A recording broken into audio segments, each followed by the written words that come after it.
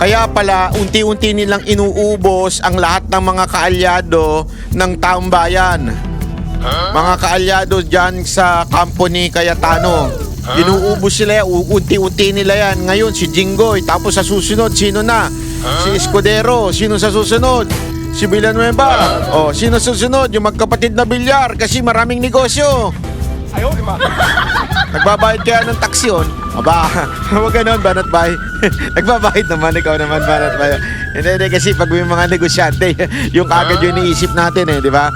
O, gayon pa man, isusunod daw yun pagkatapos ng sino? Si Bongo. Ako. Abay, wala na natira, animal yan. Yung dalawang magkapatid na lang ang natira, si Cayetano tsaka si Senator Alan at si Senator Pia.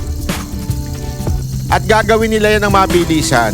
Mukha nga ang bilis Bakit? Ang bilis kayo na naglabas ng pugante na daw si Bato. Ayaw, di ba? Kahit sinabi na ng Supreme Court na magdidesisyon sila sa 26 ba yun o 27? Magdidesisyon sila sa kaso ni Bato. Abay, inunahan na ng DOJ at sinabing, abay, pugante na yan, hulihin na yan, takpin na yan.